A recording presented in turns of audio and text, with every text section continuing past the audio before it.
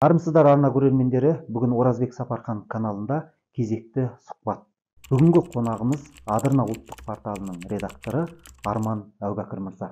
Ареке, қош келдіңіз. Қош көрдік. Амансыз ба? Қалыңыз қалай? Жақсы. Алматыға қош келдіңіз. Рахмет. Осындай сұхбат өрбітуге уақыт тауып, демалыс болса да келісім беріп келгеніңізге рахмет. Енді әуелі сұрағымызды мынадан бастасақ. Әлемде білесіз, қазіргі соғыс жағдайындағы елдер бар. Яғни соғыстың өзі гибридтік формаға өткен кезде ақпарат құралдарының маңыздылығы біз бүгінгі таңда сырттай қараушы, бақылаушы мемлекет ретінде көріп отырмыз, бақылаушы топ ретінде олардың арасындағы ақпараттық қақтығыстар, ақпараттық бір-бірімен шабуылдар, бірін-бірі теріске шығару, біріне-бірі дух көрсету деген сияқты. Осы тенденциядағы ақпараттың орнын қарай отырып, бізге заңды сұрақ туындайды. Біздің қазақ қоғамындағы, әсіресе қазақ сайттарының деңгейі қай деңгейде екен? Ертең жаман айтпай жақсы жоқ дейді қазақ. Соны айтады, қыстың қамын жаз ойла дейді. Өйда бір жағдайлар болатын болса, біздің ақпараттық кеңістік осындай нәрселерге дайын ба? Қорғалған ба дегендей. Қорғалғаннан бұрын, жаңағы біз әлемдік деңгейдегі, өңірлік деңгейдегі ойыншы ретінде қауқарымыз бар ма? Маған қызығы осы тұрғысы болып тұр. Өте орынды және өте қызықты сұрақ екен. Расында да мына геосаяси әртүрлі қақтығыстар кезінде біз түсіне бастадық ақпараттық құралдың қаншалықты маңызды екенін. Ақпарат құралдары халықты басқару құралы шындап келген кезде. Инструмент дейміз ғой. Бір айқын мысалы айта кетейін. Ресей халқы соғысты қолдап отыр, мысалы Украинамен соғысты. Бірақ қалай қолдап отыр? Өйткені пропаганда, үгіт насихаттың күшімен. Үлкен жаңағы ақпараттық құралдарға олар мемлекет аямай қаржыны бөлді, төкті, сөйтті де соны дамытып, күшейтіп, соны құрал ретінде пайдаланып, бүкіл халықтың санасын жаулап алды. Халық, енді қарапайым халық былайша айтқан кезде ол басқарылады. Оның ой санасының бәрі белгілі дәрежеде бір түсініктердің барлығы ол қалыптасады.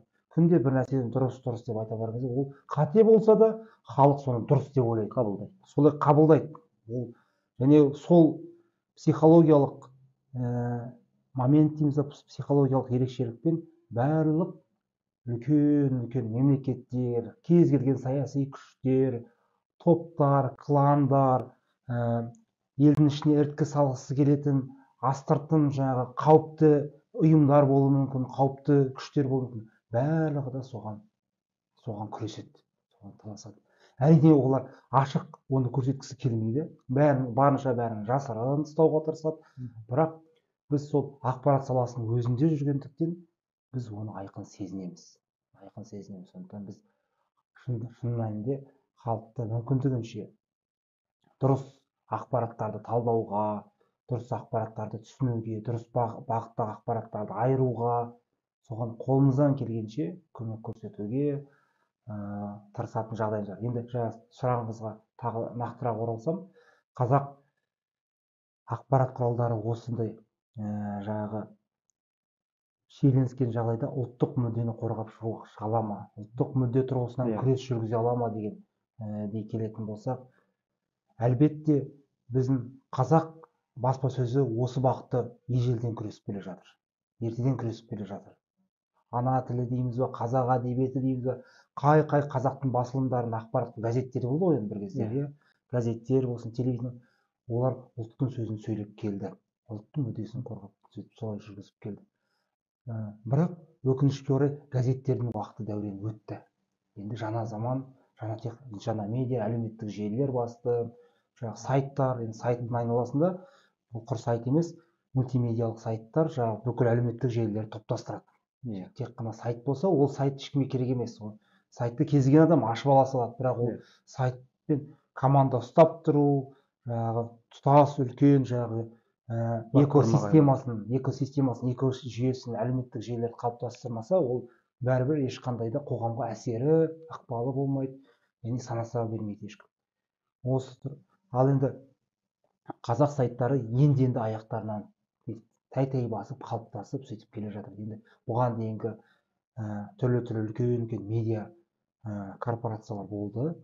Сайт бағытта болсын, түрлі бағытта болсын, олардың барлығы енді шындап енді орыс тілді болды.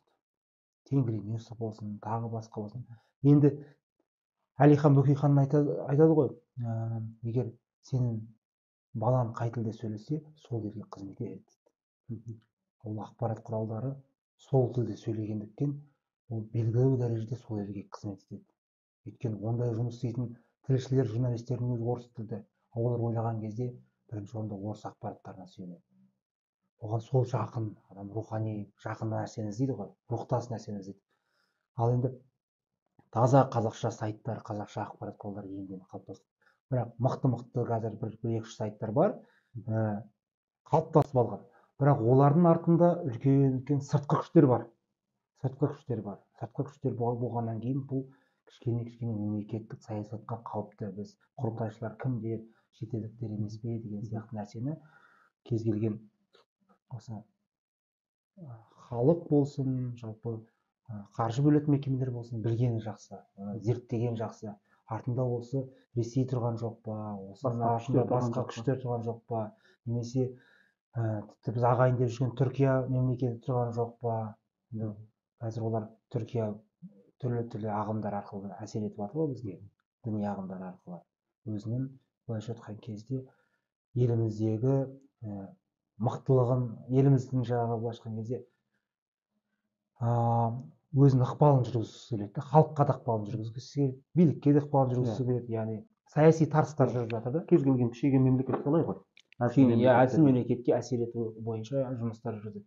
Ал сол тұрғыдан қараған кезде зерделеп, нағыз артында жаңағы ұлтқа қызмет ететін, ұлттың мүддесін сөйлейтін, ұлттық идеологияға кішкене икемі бар, және артында шетелдік күштер тұрмаған ақпарат құралдарына басымдық беріп, соларға қолдау көрсетілсе деген ниет бар. Өзіміздің төл негіздегі ақпарат құралдарымызға көбірек қолдау көрсететін болсақ, онда ұлттық идеология жасайды. Ұлттық идеология өркендеп өседі. Бізге кейін кезде байқасаңыз, бізде қазір идеологиялық мәселе тұрғысынан өте сондықтан бізде қауіп бар. Сыртқы күштердің әсер ету, біз қорғаныс жасай алу мүмкіндігіміздің аз екендігін мойындауымыз керек. Өзіңіз жетекшілік етіп отырған Адырна сайты көпшіліктің көзайымына айналғанын барлығымыз тәй басып Адырна құрылған күннен бері бақылап отырмыз виртуалды әлемде. Енді осы сайт бүгінгідей үлкен платформаға айналған деңгейге жетуге қандай барыстарды бастан өткізіп келдіңіздер? Бұл туралы айтатын болсам өте ұзақ әңгіме. Мен барынша нақты қысқа айтсам, мен студенттік кезімде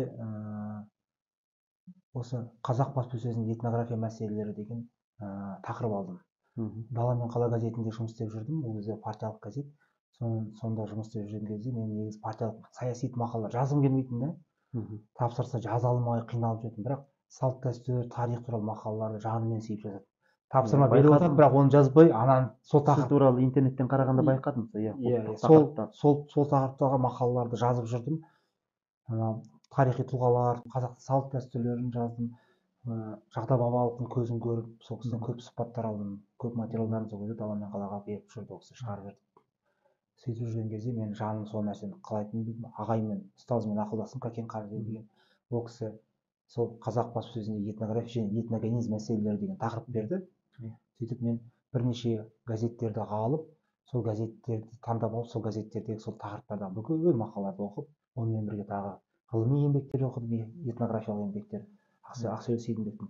Айтпақшы, сол кезде мен жұмыстан шығып кеттім, Дала мен қаланың жұмыстан шығып кеттім да, барынша сол фокус назарымды сол оқуға аударайын деп 6 ай бойы кітапханадан шыққан жоқпын. Таңертеңнен кешке дейін, кешкісін барамын да тағы да оқимын, жаңағы кітапхана нем бәрі бөлмем қасында бір жігіт, Думан деген жігіт болатын. Ол жігіт көбіне Семейден қатынап оқитын. Анда-санда бір келіп кетеді, бірақ келмейді. Содан екі адамдық бөлме тұтас менікі болып қалды да, негізінен өзімнің әлемім болып қалды. кітап толып кеткен, газеттер, бүкіл нәрселер, оларды сұрыптаймын, тақырыптап, жаңағы демографиялық, этнографияға байланысты жері бөлек, жаңағы ұлттық спорт бағыты бөлек, жаңағы дәстүрлер жағы, Категориялар бойынша. категориялар бөліп, сөйтіп әрқайсысын қарап, тарихи бағыттар, сөйтіп ана газеттердің бәрі қиындылар, сканер, қап сканер жаңағы. Әлі күнге дейін сол сканерлер үйде неде тұр, жертөледе. Содан ана неге тақырыпқа кәдімгі ендім мен. Сосын ана біраз нәрсені түсінген кезде көзіме кәдімгідей жас алып жылайтын болдым. Жан дүнием мен мүлде басқаша өзгеріп, ойым, көзқарасым бәрі өзгерді. Мен сол кезде түсіндім. Әттең қазақтың қандай керемет рухани құндылықтарымыздан айырылып қалғанымызды түсіндім да. Біз содан кейін екен ғой, міне жапа шегіп, қиналып, толып жатқан отбасылық проблемалар, толып жатқан қоғамдағы мәселелер, әлеуметтік барлығын кезінде қазақта институт болған, соның бәрін жүйелеп қойып қойған орнына. Әрине ғылым технология тұрғысынан біз артта қалып қалдық. Кейінгі дәуірлерде оны мойындау керек. Түрік дәуірінде мықты болдық қой. Кейінгі дәуірлерде әлсіреп кеттік, бірақ бәрібір бізде әлгіндей рухани үлкен институт болған екен. Ал біз сол рухани институтты кеңес одағы кезінде жойып алдық та, ал тәуелсіздік алған кезде сол рухани құндылықтар деп ойлап шетелдік дүниелерді сіңіре бастадық. Оның ішінде діни ағымдар бар, оның ішінде түрлі жаңағы батыстық мәдениет бар, тек қана ресейлік қана емес, түрлі көзқарастар. Сөйтіп біздің ұлттық құндылықтар тұрған вакуумымыздың ішін басқа нәрселер толтырып жіберген екен. Соны мен осы 6 айлық зерттеуімде мен терең түсіндім. Жазып көп материалым сыймай қалды, кішкенесін жаздым, енді дипломдық жұмыс қана ғой, ол енді диссертация емес. Содан бірақ ол мені өсірді, ойымды, санамды өсірді. Сосын мен сол бағытта жұмыс істеуім керекпін. Мен өмірімді соған арнауым керекпін. Мен неге осыны басқалар жарайды білмейді, мен енді осыны білемін ғой, мен білгендіктен осы бағытта жұмыс істеуім керекпін деп сондай шешім қабылдап, әуелде сол Адырна деген жаңағы сайт ашу, ол кезде сайт енді ашылып жатқан, Абай Изет деген сайт ашылды, сол Адырна менде сондай этнографиялық бағытта ашылды. Ең алғашқы ашылған сайттардың бірі. Бірақ бір төте жазумен болған бір сайт болған, ұмытпасам Мәссаған Комбо, сондай Қытай жақтың жігіттері жүргізген. Алдында ол Абай Изет. Ол моңғолиялық қазақтар. Моңғолиялық қазақтар ма? Мәссаған. Иә. Бірақ төте жазумен жазып сөйтіп жүреді. Екі жазуда да болды ғой. Ал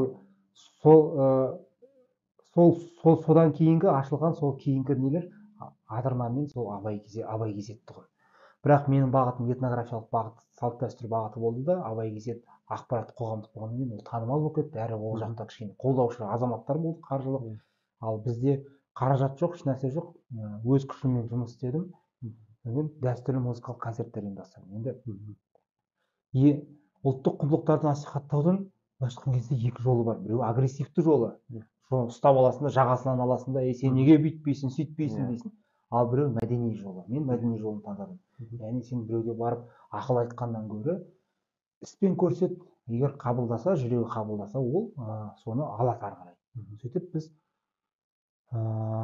дәстүрлі музыкалық концерттер өткізе бастадым. Этнографтармен, жазушылармен қазақтың ұлттық құндылықтары туралы айтатын және былғанбаған, ар жағында анау әртүрлі ағымдарға кіріп кетпеген жазушыларды таңдап, солармен кездесулер ұйымдастырып, сосын жаңағы дәстүрлі әнші, күйшілермен кездесулер ұйымдастырып, ұлттың сөзін сөйлейтін адамдармен мен аптасына 2 кездесу өткізіп жүрдім. Бәрі тегін.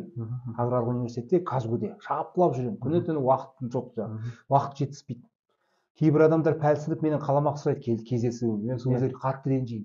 Мен мына жерде күн түн дегенде жұмыс істеп жүрген кезде ол мені қаламақ. Шапан жабасың ба? Ана жерде баннер іліп аты жөнімді жазып қоясың. Мен айтамын, аға, мен сізді жастарға бір айтатын ойыңыз болса, соны айтсыншы деп шақырып жатырмын. Аға, мен сізді шынымды айтсам, бір ұлықтайын немесе бір не қылайын деген, марапаттайын деген емес, бір жастарға бір пайдалы сөз айтып кетсеңіз деген ниет қана менде сондай. Өйткені жастар ол кезде қатты білініп жатты. Өйткені ол кезде ағымдар қатты күшейіп тұрды. Емін еркін қазақтың салт дәстүрін ашық жоққа шығарып жатты ғой. Домбыра болмайды, анау болмайды, еліп сәлем салғы болмайды деген нәрселерді ақпарат құралдарында ашық айта бастады. Кейін ол азаматтар өздері бас тартып кетті ғой ол сөзді. Мен айтқан жоқпын, айтпадым деп. Мына негізі бірақ сол замандағы газет қиындыларын ерінбей іздейтін болсаңыз, тауып аласың. Олар ашық айтып отырды сол нәрселердің бәрі. Осындай түсініктер, жаңағы мәселелер туындап жатқан кезде Адырна ұлттық этнографиялық бағытта осы мәселелерге қарсы күресіп отырдық. Қолымыздан келгенше күрестік. Іс шаралар арқылы күрестім, концерттер арқылы тағы басқа. Бірақ мәдени бағытта. Яғни осының барлығы құрт тегін жұмыс болды, қоғам үшін жұмыс болды. 2018 жылы мен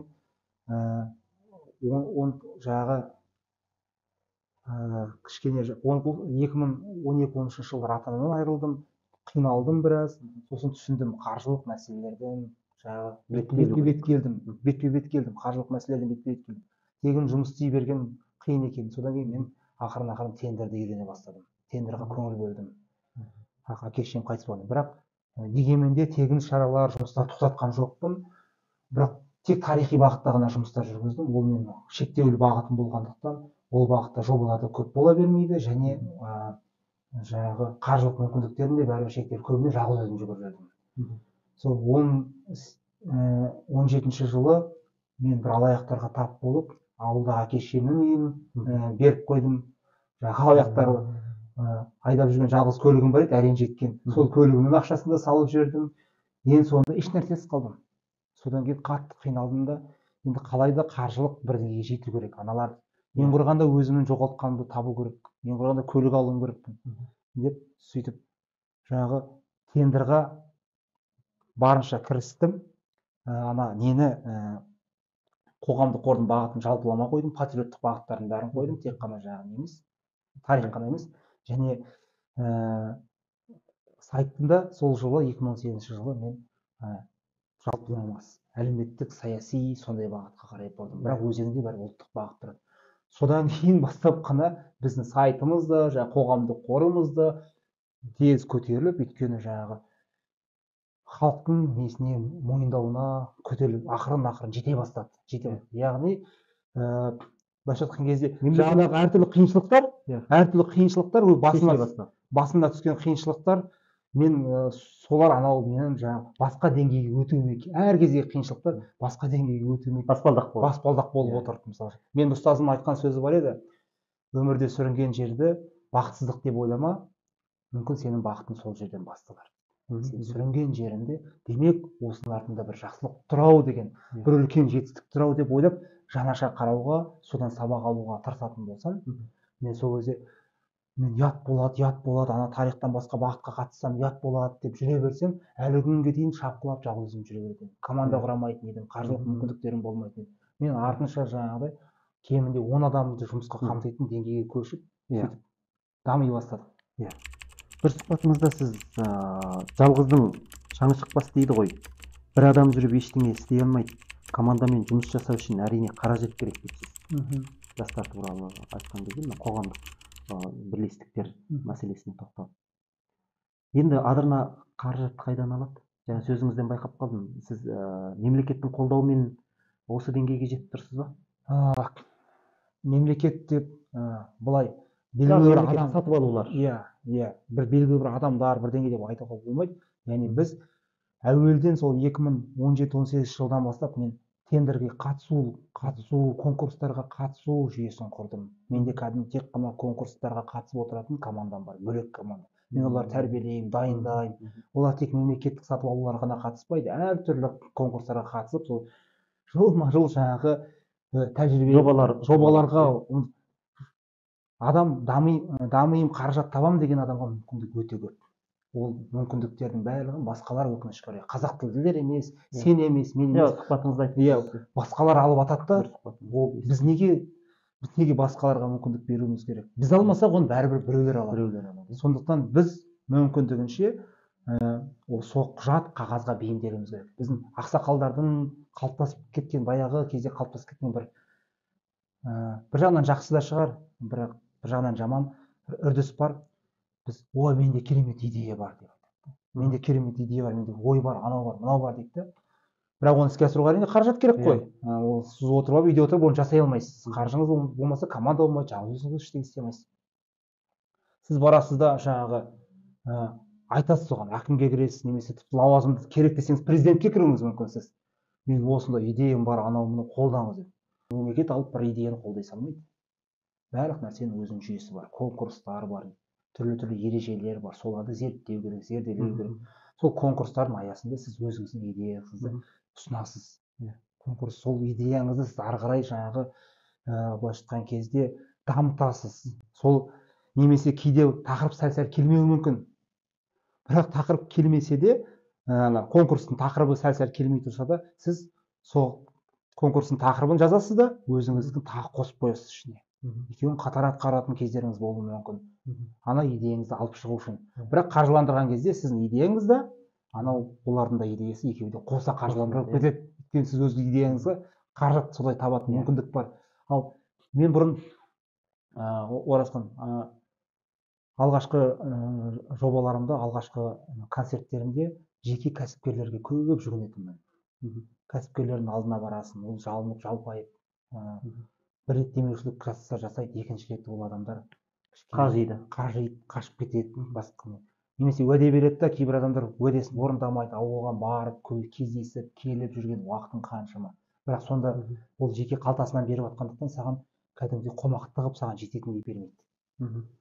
Ол жетсе сол шығынды ғана не қылуы мүмкін, жабуы мүмкін, бірақ сен команданы ұстауға жетпейді. Немесе өзінің бала шағаңды асырауға жетпейді. Былайша айтқан кезде сен де өмір сүруің керексің, адамсың ғой. Еттен, терден жаралған.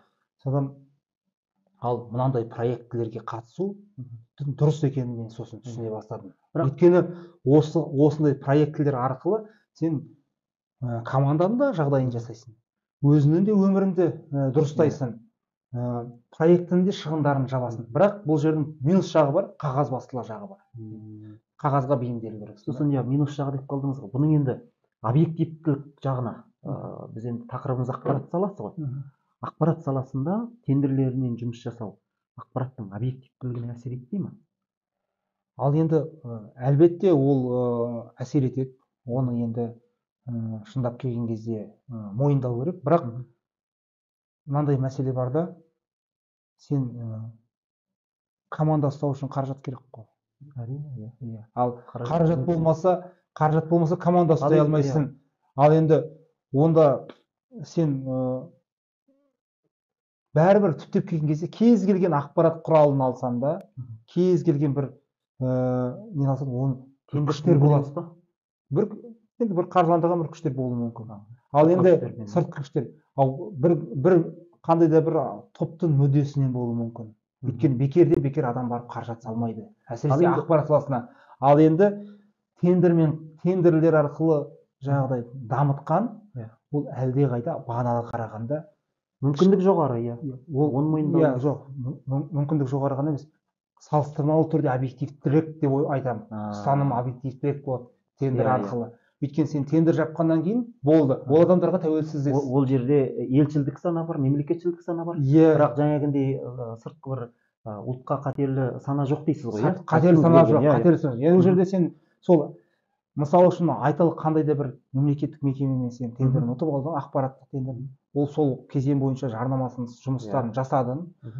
Ол біткеннен кейін болды, сен олармен ешқандай қарым-қатынасың жоқ. Олар келесі жол тендер болса болды, болмаса сен олармен байланысың жоқ. Осыдан ақпараттық мазмұнға араласпайды жұмыстар. Ал бір күштер өздері қаржыландырып отырған болатын болса, идеясын тықпау болса, онда ол қаншама қазақтың жастарын санасын улайды. Дұрыс айтасыз. Енді бірақ бар екен, мынандай бір жағдай бар ғой, әлемдік тәжірибеде.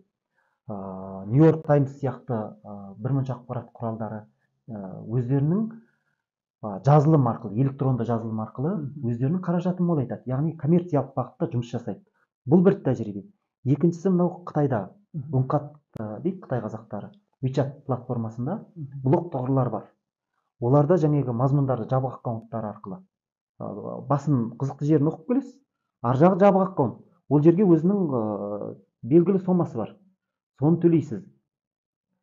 Сол арқылы сіз табыс табасыз. Сайттары осындай қауқары жоқ па деген заң сұрақ туындайды. Ол үшін бір ауыздан болу керек. Мысалы үшін сіз айталық етік өндіресіз, сіз өзіңіздің етігіңізді $1000 деп қойсаңыз, қасыңыздағы кісілердің бәрі $100 сатып жатса, сіздікін кім сатып алады мысалы үшін. Бірақ бірдей өндіресіз, шамамен да енді. Сіздікі сәл артық болуы мүмкін енді. Ұлттық нақышы болуы мүмкін. Мысалы үшін айтып тұрмын да. Одан кейін сіз әрине банкрот боласыз. Сіздікін ешкім алмайды ғой. тегін платформамен ақпарат ұсынып жатса, ұсынып жатса, бұл жақта иә. арзанына сатып отырса қалай болады дейсіз Иә, ғой. иә. Сол ол ондай болатын болса, бүкіл ақпарат құралдарының бәрі бір ауыздан барлығы сондай неге Көшуі керек дейсіз келісімге келіп. Оны енді мүмкін мемлекеттің бір несін күтіп отырмай, бірақ ол құралдар бастамай ма? былайша айтқан кезде тағы да бір минус жағы бар. Қазір мысалы үшін YouTube бар, түрлі әлеуметтік желілер бар. Ол жердің бәрінде сен қалай сатасың? Жұмыс жасайды олар, иә. Жұмыс жасайды. Блогерлер бар. Олардың қайта әлеуеті дами береді да. Иә. Әлеуеті дами береді да. Керісінше мынандай сатылымдағы дейін там. Ал бір ғана бағыт, мынандай бағыт болатын болса, сараптамалық бағыт болатын болса, оны сататын болсан, басқаларда жоқ бір бағыттар болатын, оны сататын болсан, онда ұтысқа шығу мүмкіндік бар. Бірақ ол үшін сол нәрсені түсінетін қоғам қалыптасу керек. Демек, қоғамда дайындығы қажет дейсіз ғой. Сіз егер шоу саласы әншілердің, нелердің қарасаң, шоуға жақын адамдардікін қарасаң, оларда 4 миллионға дейінгі жазылушылар болады. Мысалы үшін жеңіл-желпі олардың өмірлері қызық. Бір кезде сіз білесіз, Жұлдыздар отбасы деген журнал өте үлкен 100 мыңдаған тиражбен шығып сөйтіп табыс әкелді, жарылқабағы жобасы ғой. Коммерциялық жоба. Бірақ өкінішке орай ол дәурен өтті, күн өтіп кетті. Неге? Себебі әлеуметтік желі қалыптасты. Кім ол журналды сатып алып оқиды? Өйткені оның өмірі көз алдында әлеуметтік желі телефонда ашқан кезде тұратын болса, көрдіңіз ба? Сіз сондықтан тиімділік тұрғысынан қарайтын болсақ. Және біздің халықтың да саны көп емес Қазақстанда. Халықтың қазақ тілдерінде саны аса шындап келген кезде пәленбай сайт бағып кететіндей емес. Иә, сайт жарналармен. Егер миллиондаған миллиард халық бар Қытайда деген сияқты айтылса, Қытай оны түсінуге болады да. Ағылшын тілінде ортасы өте көп. Мысалы үшін сіз бір жаңағы ағылшын тіліндегі ақпарат құралын жазылғыңыз келуі мүмкін.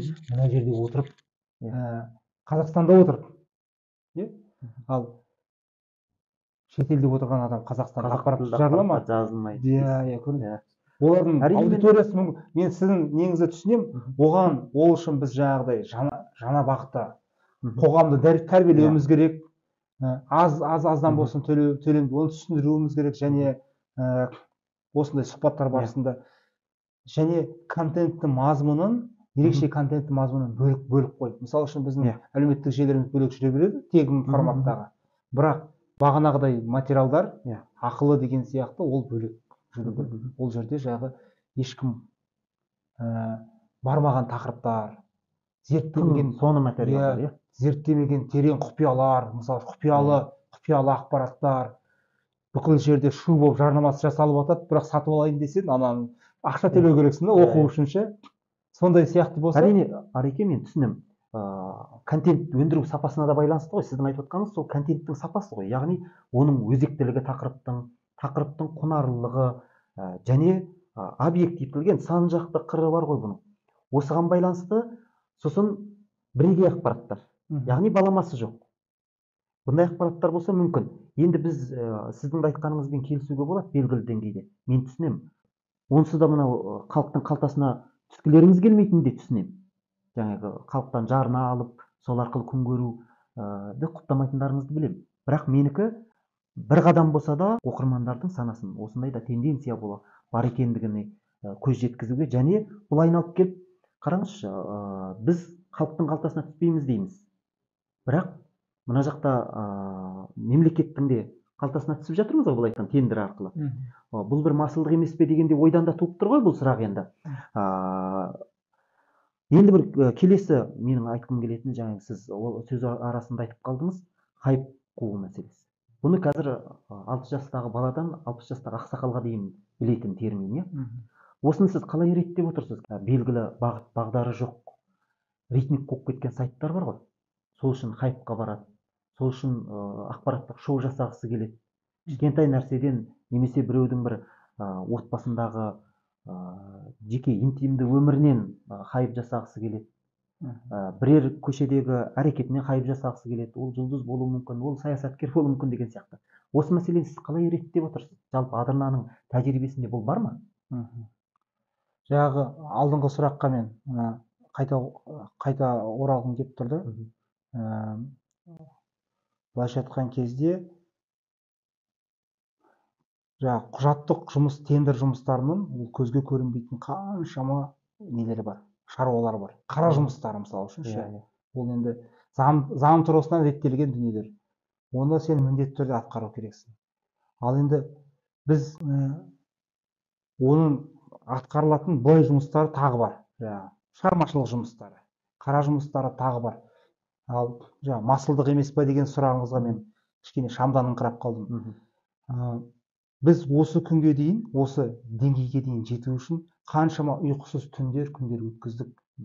Біздің егер тіреп тұрған ағамыз болса, немесе көкеміз болатын болса, біз бір күнде сол бастаған күні 2009 жылдары бастаған. Мысалы үшін қазір қарасаңыз қаншама жылдар өтті.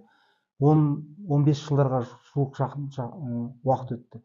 Сонда бірден көркейіп керемет болып шыға салмаймыз ба? Көрдіңіз ба? Яғни табандылық, қажырлылық, жүйелі жұмыс. Жүйелілік ол мысалы үшін бір кездері айлап команда қалыптасып қойғаннан кейін де айлап жалақы ала алмай қалған кездеріміз болды. Жалақы жоқ, жұмыс жоқ. Бірақ мен командаға сендірдім. Болады, бәрі жақсы болады. Үміттеріңізді үзбеңдер. Мен табам, ұстап қалдым. Мен табам, мен бәрібір де түптің түбінде жалақылардың бәрін қазір қанша жұмыс істеп жатыр, солардың бәрін қайтарамын дедім. Орындадым. Пандемия кезінде жоқ болып қалды ғой ештеңке. Барлығын төлеп бердім сосын, не болған кезде. Яғни бұл жерде жаңағы мына нәрсені айтқым келеді да, біз жаңағы процестің өзінен ләззат алу, бір күндік емес, 1000 күндік нәрсеге ұмтылу. Мысалы үшін қазақ жігіттердің көбісі түрлі ұйымдар құрған, бірге бастаған жігіттер болған, көбісі 1-2 жылдан кейін тоқтатып қойды жұмысын. Біздің бірақ адырна әрмен қарай жұмыс істей берді. Неге? Себебі мен әуелде тегін жұмыс істеп үйреніп қалғанмын. Қоғам үшін жүгіріп үйреніп қалғандықтан мен ешқашан қызметкерлердің еңбек ақысын жемеймін. Мүмкіндігінше соны уәде берген уәдемді, енді көп уәде бермеймін әрине, уәде берген уәдемді беріп отырамын, бірақ еңбегіне қарай сатылап өсіремін, аздан бастап. Өйткені жоғары қойып қоятын болсам, оны көтере алмай қаласың, жалақысын. Аздан қойсын, ақырын көтеріп. Ол мотивация болады, оған да дамуға мотивация. Өйткені адамның, әр адам өз еңбегіне сай алу керек. Содан жағы екіншіден біздің жағы сол жігіттер, бір кездегі жігіттер серіктестерін алдады, ана жақты алдайды, мына жақты алдайды, жағы қызметкерлерін дұрыс несін жобаны жапсақ болды деп ойлайды, сөйтеді, қызметкерлерін дұрыс несін жасамай кетеді. Ең соңында онымен ешкім жұмыс істемей қалады.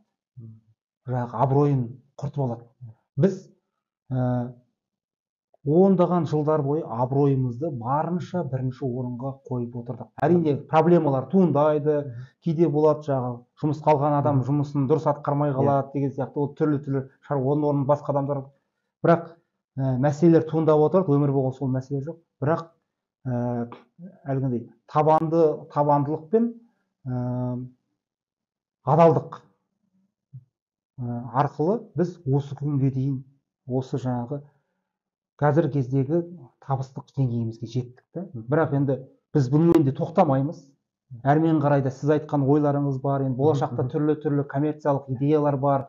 Мүмкін тек қана ақпараттық бағыт емес, басқа да бағыттармен жұмыс істеп, сол оны коммерцияландыратын шығармыз. YouTube арнамыз мысалы үшін өзінше коммерцияланып жатыр. Банктермен жұмыс жасаймыз, олар да енді өзінің жарнамасын береді. Бірнеше банкпен серіктеспіз осы күндері. Одан бөлек жағы түрлі жағы жазушылардың өзі, компаниялардың өзі бізге жарнамаларын әлеуметтік желілерге Инлайнның несін байқап сұрап отырады. Шарт беріңіз, осы қаражатын төлейміз деген сияқты. Жылдық жарнама болады, ол айлық, әртүрлі, бір реттік деген сияқты. Яғни осы арқылы біз өзіміздің жағы жұмысымызды әрмен қарай жандандыра береміз. Ал енді сынау әркез оңай. Сынау. Мен баяғыда шаралар ұйымдастырмайтын кезде, студент кезім ол кезде баратынмын да, жаңағы бір театрға барып қойылымды сынап кетейін, бір шараларға барамын да, бір қатты айтып жазып тұрып мақалалар жазатынмын. Сосын кейін өзіміз шаралар ұйымдастырған кезде оның қаншалықты оңай емес екенін түсінемін. Мысалы үшін сіз өзіңіз байқап жүрсіз, бір ғана подкаст ұйымдастырудың өзі кәдімгідей уақыт пен энергияны алады. Ал сіз ондаған адам, жүздеген, тіпті мыңдаған адамды бір жерге жинап, соған жағдай жасап, олардың көңілі көтерілетіндей не ұйымдастыра білу, ол үлкен шаруада кемшілік, кем кетік болады. Сын да дұрыс, бірақ ол сын объективті болу керек. Асыра сын емес та. Мысалы үшін артық айтылған сөздер емес, жаңағыдай адамның көңіліне тиетіндей, жүрегін жарлайтын еді. Мына жерінде мынандай кемшілік, бірақ оны біз осылай түзетсе қалай болар екен деген сияқты ұсынысымен қосып сынайтын болса, ол сынды кез келген адам қабылдайды, түсінеді. Бұл жанашырлық, бұның артында жанашырлық бар деп түсінеді. Ал егер жеке басқа өтіп, ол оңбаған, баяғыда бүйткен, қазір сөйтіп жүр, енді мынау тағы да бүйтейін деп жатыр деп. Сынның мәдениеті өзі бір тақырып қой негізі. Адамның жеке басына өтіп сынауға ол былайша айтқан кезде кибератака дейді ғой қазір. Гибридтік соғыстың бір несі ғой. Мына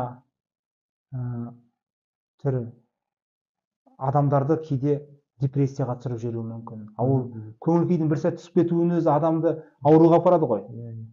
Кез келген ауру ол көңіл күйдің әсерінен болады. Яғни сіз біреудің өмірін қысқартып жатсыз, немесе біреуді былайша айтқан кезде, ал мына тіпті бір жағдайлар болған, осындай сынның негізінде өзіне қол салып жүрген, мысалы үшін жеке басқа өтіп кету. Яғни біз барынша мына әлеуметтік желідегі осы мәселені, жаңағы сын мәселесін дұрыс қарау мәдениетін үйретуіміз керек, насихаттауымыз керек деп ойлаймын халықташа. Өйткені сол сын айтып жатқандардың көбі өмірінде бір жоба, іс-шара ұйымдастырмаған. Бір адамдардың басын қосып бір шара ұйымдастырған. Бір жобада кейде 100 іс-шара болуы мүмкін. Бір жобаны аясында жылдың басынан бастап аяғына дейін аралықта кездесулер, концерттер, түрлі нелер, жаңағы семинарлар, тренингтер, әртүрлі, оның ішінде YouTube сұхбаттар болуы мүмкін, жүздеген шара болуы мүмкін. Ал енді отырып алып, осылай сын айтқандар олар білмейді да, кез келген істің қалай болатынын, қандай жауапкершілік бар екенін. Ол мысалы үшін жаңа тендер деп жатсыз, ол тендер судында сұрау бар, ол жерде бір тиын үшін сіз есеп бересіз. Бір тиынның қайда жұмсағанын көрсетесіз. Ол сіз дұрыс көрсетпесеңіз, есепті қабылдамайды ана жерде. Тексеріледі, ол қайта ара тұра тексеріледі. Енді мынадан шыққан ғой. Қоғамда осындай сананың бар екені шын ғой. Енді соларға бір жауап табу мақсатында қойылған, енді менің сұрағыма келсек. Ал сіздің айтқыңыз келгені, демек осындай ұланқайыр еңбек бір жобаның арасында. Демек, өзінің төлеуін лайықты деңгейде алу керек деп есептейсіз ғой. Әрине, бүгінгі қоғамда біздің қазақ сайттары онсыз қиын екенін де түсінемін. Ал енді жаңағы хайп мәселесін қалай реттеп отырсыз дегенге тоқталып кетіңізші. Біз Адырна порталында мүмкіндігінше жаңағы көп әншілердің өмірі, сондай жаңалықтар шығара бермейміз. Көбіне саяси, әлеуметтік, қоғамдық мәселелер шығаруға тырысамыз. Сосын осы күндері жаңағы міндетті түрде ақпаратты тексеруді тілшілерге тапсырып, күмәнді болып жатса, бір нәрсе, бір ақпараттар шықса, соны күмәнді болса, оны міндетті түрде тексеру керек. Дұрыс па? Екінші тарапқа хабарласып біліп көру, бұл жалған жасалып жатқан шабуыл емес пе екен деген сияқты. Өйткені осы күндері байқап отырмын, шабуылдар көбейіп тұр. Жеке адамдардың өздеріне жасалып жатқан. Бүгін кеше ғана оқыдым, Бурахан деген жігітті сынап бір жігіт пост жазыпты. Бірақ Бураханды білеміз, бірақ ана жігіттің де ұйымы ұлы көш деп па, сондай көшке байланысты, қоғамдық неге байланысты. Енді мүмкін ол өз өмірінде сондай жұмыстар жасап та жатқан шығар, көшке байланысты. Бірақ Бураханның еңбегін халық біледі ғой дейсіз. Халық біледі ғой, Бурахан енді жүгіріп жүр ғой енді, өзі тағы мынандай суық аймаққа барып, үйсіз күйсіз, ана жақта бала шағасымен, шеттей бала шағасымен жүр. Ал енді оны бүкіл ел көріп отыр. Бірақ бір-екі кемшілігін теріп жазыпты. Бірақ ол кемшілікті жаңағыдай қатты сынап, бұл деген оңбаған, бүйтеді, сөйтеді деп емес. Осындай кемшілігі бар, кемшілігі болды, бірақ болашақта енді осыны ескерсе, бұлай істесе, былай істесе деген сияқты ақыл кеңеспен бір мәдениетті жеткізетін болса, ол тамаша, ол Бураханды да ойландырады. Бізге де ол адамға деген құрметті арттырады. Ана сын айтып отырған адамға деген құрметін артады. Ал ақпараттың күші деп жатқаным сол, яғни бірдеңе қисық біреу жазатын болса, ана халық соған қарай бұрылып кетеді. Демек Өз сіздерде ойы жоқ көп халықта. демек сіз оған не бермейсіз, мүмкіндік бермейсіз, иә, хайп жасауға. Ондайға мүмкіндік барынша енді соған қадағалауға тырысамыз. Сайттағы контенттердің объективтілігі деген мәселені қалай реттейсіз? Өзіңіздің тәжірибеңізден айтып кетіңізші. Мәселен, бұны сұрап отқаным былай. Сіздерде арғы жылдарды айтпай ақ қояйық, жаңағы этнографиялық сайт болып жүргенде кез. Оны да мен жақсы білемін. Дизайнын да көз алдымда адырнан. Көріп жүретін, бірақ сіздікі екенін білмейтінмін. Сосын кейінгілері де көз алдымызда, міне. Сұрақтың басында да айттым, сұхбаттың көрермен көз алдымда өсіп келе жатыр. Сіздер хиджабтауын, сосын қажылық компаниялардың мәселесін, сосын мынау әсіредіншілдік мәселесін көтеріп жатсыздар. Ұлттық мүдденің кезінде адырнаны біз топ ортадан көріп қаламыз. Осы мәселелерде сіз ақпараттың объективтілігіне қаншалық көңіл бөліп келдіңіз, және өзіңізді объективті деп есептейсіз ба? Мына зайырлық деген ұғым бар бізде, елімізде. Біз Қазақстан зайырлы мемлекетпіз, иә. Заңда да көрсетілген ол. Иә, біз діни мемлекет емеспіз. Бірақ біз сол заңдағы дүниені іске асуын барынша қадағалауға тырысып жатырмыз.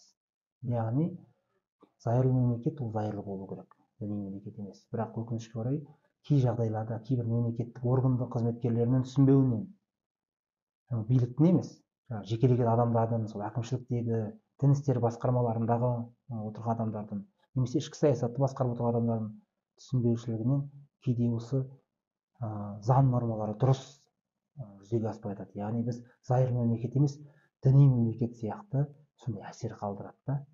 Біз барынша сол мәселелерді байқап қалып жатсақ, сол мәселелерді көтеруге соны тырысамыз. Неге? 70-ші жылдары Иранда революция болып, билік осы кездегі билік келді. Сонда халықтың барлығы сол діни билікті қолдады. Халық ойлады, діни билік жақсы болады екен. Әділет пұшпаққа жеткізеді, сөйтеді, олар зайырлы мемлекет емес, діни мемлекетке айналып кетті. Тура сол сияқты Ауғанстанды алайық, Сирияны алайық, басқалар. Барлығы да діни мемлекетке айналғаннан кейін не болды? Құлдырап, құрып, түгі қалмай қалды. Соғыс ошағына айналып кетті. Топтардың саяси құралдарына, ойындарына айналып кетті. Алашта сол үшін діни мемлекет платформасын таңдамады ғой. Иә, олар зайырлықты таңдады. Дін мемлекеттен бөлек, мемлекет діннен бөлек дейді. Мына ал енді қазір Иранды көріп отырмыз. Үнемі митингтер, көтерілістер, әйелдерді хиджабты шешкені үшін 10 жылға қамайды. Кейбіреулер қарсы шығып, митингке шығып, не қылғандарды тіпті өлтіріп, өлім жазасына дейін кесіп жатыр. Аяусыз кәдімгідей жаншып жатыр халықты. Халықтың мүддесі деген нәрсе, елдің пікірі, көзқарасы, демократия деген тіпті көзден бұлбұл ұшып кетті. Кәдімгі несін, тирандық несін басқа жүйемен басқарып отыр. Ал біз қазақ елі сол нәрселерден сабақ алып, өзіміздің жаңағы зайырлы және ұлттық бағытымызды дамытуымыз керек. Қазаққа жанашыр қазақ қана, басқа біреу анау Арабиядан келіп жанашымайды қазаққа, немесе Түркиядан келіп қазаққа біреулер жанашымайды, олар ақша беріп жатса, оның артында үлкен мүдделер тұр. Тура сол сияқты Америкада, басқа қай-қайсысын алсаңыз да, қазақты түбі бір бөлшегінен ие болып қалсам екен, бір кесегін алып өзім меншіктеп, байлығым болсын, бір нәрсесін жеп қалсам екен, соған ие болсам екен, тіпті шамам жетсе тұтастай басқарып, ие болып алсам екен деп. Өйткені мен бір заңгер ағамен сөйлестім. Дос жоқ, мүдде бар дейсіз ғой. Иә, мүдде. Олардың барлығы сол өз мүддесі үшін күресіп жатыр. Біз қазірдің өзінде сәл бір діни мемлекетке ұқсаған болғандықтан, біз қарасаңыз көп мәселе тұрғысынан Арабияның экономикасына жұмыс істеп жатырмыз. Өзіміз де байқамай. Қажылық арқылы адамдар $10,000 қаражатын апарып төгіп жатады. Түрлі жағы мисуақ сияқты, тіс щеткалары, түрлі жағы жайнамаз сияқты заттарын сатып алады, киімдерін сатып алады. Мен бір рет көрдім, діни бір азамат базарда шай іздеп жүр екен. Арабский шай іздеп жүрмін дейді. Мен сондай ғана ішемін, ол жағы қасиетті су, қасиетті шай ол дейді. Көрдіңіз ба? Біздің санамызда солай. Сіз әр адамның ол өзінің жерінен шыққан, өйткені ол табиғаттың соған бейіміз ғой. Сен өзінің жерінен шыққан су саған қасиетті. Өйткені сен топырағын сол жерден, сен сол жердің шөбінен нәр алған, малдың етін жедің, сол жердің дәмін жедің, сен сол саған, өйткені сен табиғатың сол жер. Ал кезінде малдар әкелген кезде бәрі қырылып қалды ғой, асылдандыру тұқымдары деген кезде. Өйткені жатсынды да бұл жерде, көрдіңіз ба? Бейімделе алмады. Өйткені біздің жеріміз, табиғатымыз біздің жеріміз. Сол сияқты біздің өзіміздің төл дүниеміз, ол біздің генетикамызбен байланысты. Ең бізге ең қасиетті жер ол қазақ үшін қазақ. Ол Мекке емес, ол басқа емес, Иерусалим емес. Қазір Иерусалим үшін бүкіл діни мемлекеттер таласып жатыр да, қасиетті жер деп. Немесе жаңағы Ватикан емес, бүкіл христиандар сол жерді керемет деп енді сол жер ішінде күреседі. Мысалы былайша айтқан кезде біз баруға тырысады, сол жерді ұлықтайды. Ватикандағы бүкіл сол жердегі адамдар жұмыс істемейді, бірақ ақша алып отырады. Бүкіл христиандық мемлекеттердің бәрінің ақшасын сорып отыр, жеп отыр да. Ана Ватиканды зерттейтін болсаңыз, енді толып жатқан былық гомосексуализм мысалы үшін. Енді айтқым келгені, былайша айтқан кезде біз зайырлы бағытты ұстансақ қана ертең қазақ елі шын мәнінде тәуелсіз болады. Шын мәнінде бірегейлігін сақтап қалады. Бірегейлігін, мәдениетін өзін және өркениетке бастайды ол. Өркениетке бастайды. Дамыған технологияларды біз қабылдай аламыз. Еркін игереміз. Және дамуға үлкен баспалдақ болады. Осы біздің қазіргі зайырлы принциптерімізден айырылып қалмауымыз керек. Әрине, мен сіздің діни пікірге қатысты нелеріңізді, өз ұстанымдарыңызға құрметпен қараймын, Ареке. Мүмкін кейбіреуіне келіспейтін де шығар, мысалы. Бірақ біз, мен сіздің анауыңызға келіспеймін, мынауыңызға келісемін деп, бүкіл адам бірдей ойлауға, немесе менімен бірдей ойлауға міндетті емес. Сол сияқты, бірақ менің білгім келетіні жаңағы сіз ақпарат құралын ұстап отырсыз ғой, сол жердегі объективтілігіңіз мәселесі, яғни тараптардың көзқарасының салыстырмасы бір-бірімен. Мен негізі соны сұрап едім. Енді ол байқадым. Жаңағы екі тарапты да алып келіп стол басына отырғызған кездеріңіз болды. Әркез мысалы үшін әртүрлі тараптар өзара пікірталасқа түсіп алса, екі тарапты бірдей беруге тырысамыз. Мүмкіндігінше. Сонда халық өзі түсініп алады. Халық ақымақ емес. Кімдікін дұрыс, кімдікін бұрыс. Кім қуып отыр, бірақ бағытты берсең, соған ілесіп кетуі мүмкін. Екі тарапты қатар беретін болсаң, онда халық өзі түсінеді. Мынау дұрыс па, мынау бұрыс па деп. Осы объективтілік тұрғысынан ескертіп, мен 2005 жылдары Ана тіл газетінде үлкен дау болды. Құтып өзіме шейін деген кітап бойынша, және тағы да Үтеубайдағы Тілеуқабылұлының кітабы бойынша, шипагерлік баян деген. Сол тарихшылар, жазушылардың арасында жүрді. 1,5 жыл ма, ұзақ созылды. 2 жыл ба созылды. Мен соның бүкіл материалдарды оқып шықтым сол кезде. Өзім білгім келді, шын жазылған кітап па, бұл әлде қолдан құрастырылған кітап па деген менде өзімде сұрақ болды. Екі жақтың көзқарасын біреуін оқыған кезде шын деп ойлап қаламын. Келесі оқыған кезде өтірік деп ойлап қаламын. Сөйтіп ойлана беремін. Соның бәрін оқып біткен кезде, өтірік-ау деп көзім жетті. Өйткені бұл өтірік деп жазғандардың бұлтартпайтын өтірік екеніне дәлелдер бар. Өзіңіз соны дұрыс деп санадыңыз, бәрін оқып жүрдім, бәрі тараптым мәселе. Ең сонысын. Бірақ соны білу үшін мен қаншама уақытым кетті, шын айтқан кезде. Демек, азаматтарды сіз солай ойлайсыз, өзіңіз сияқты өстіп, екі жағын салыстырып, сол кезде адам өзі ойланады. Өзі ой қорытады. Және адамда критикалық ойлау қабілетін дамытқан дұрыс сол. Келіп сұхбат бергеніңізге рахмет. Осындай ақпарат құралды нөлден жасау әрине оңай емес. Оны айтып отырғандай, кейбір тұрғыда біз көзқарасымыз басқаша болатын шығар. Бірақ осы ақпарат құралдарының критерийлері мәселесіне келген кезде өзіңізді өз басым құрметтеймін. Сондықтан оқырманға бір айтары болатын шығар деп алып келгем. Рахмет уақыт бөлгеніңізге. Тағы сұрақтарымызды келесі бір сұхбатқа қалдырармыз мүмкін енді. Біз жаңадан бастап жатырмыз. Алдағы уақытта да мүмкін уақыт бөлерсіз деп ойлаймын. Мен бір қорытынды сөз айтайын, мүмкін болса. Мына өзімді кейін кезде толғандыратын бір ойды айтқым келіп тұр. Біз қазақ елі шын айту керек бір сәби сияқты жалпы халықты айтамын да, енді оның ішінде әртүрлі ғой. Жалпы халық бір сәби сияқты. Көңілі бір таза, дарқан, бірақ сенгіш те. Кейбір анау айтақтағыштарға сеніп кетеді жаңағыдай. Ал адамдар мүмкіндігінше енді объективтілік бір бөлек, сосын негативті емес, позитивті бағытқа қарай бұрылса екен деген өзімнің ойым осы. Соған көбірек өзімнің ішкі әлемімді де соған қарай ыңғайластырып, позитивті дүниелер көбірек ойлауға.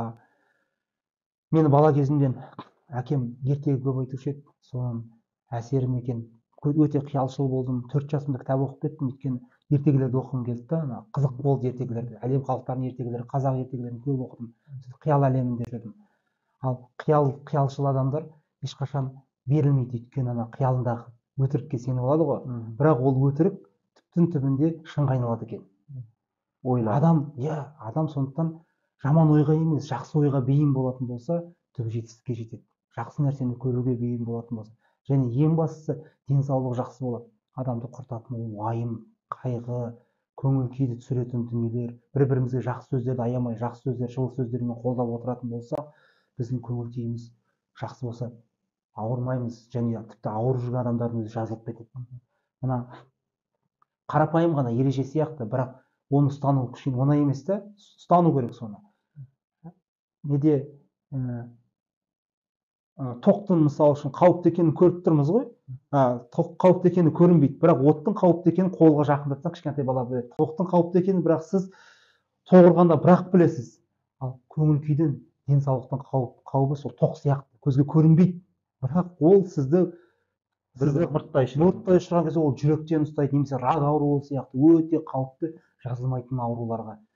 Өйткені адамның иммунитеті істемей қалады. Адам көңіл күйі бұзылған кезде иммунитет бәрі тоқтайды. Иммунитет қана емес, адамның бойында 50 миллиард клетка бар.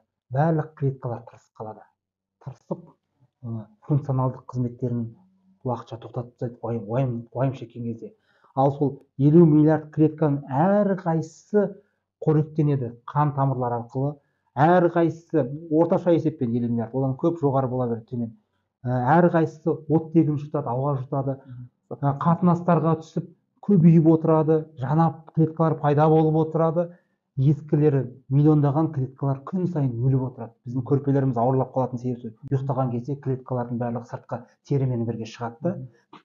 Жаңа клеткалар, кәрі кісілердің клеткалары жанаруы төмендей береді, жастардың клеткалары жиі жанарады олардың.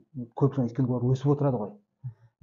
Сондықтан біз сіз әр адамның жауапкершілігі басқаны айтпаған кезде 50 миллиард тіршіліктің алдында сіз жауапкерсіз. Өзіңіздің көңіл күйіңіз, сіз сол кезде анау бүкіл өзіңіздің ғана емес 50 миллиард тіршіліктің бойыңыздағы көңіл күйін несін құртасыз, жұмыс системасын құртасыз. Асқазан жұмыс істемей қалады. Сондықтан уайымдаған кезде асқазан жұмыс істемей ауыратын, сол жағы түйініп тамақ қорытпай қалады.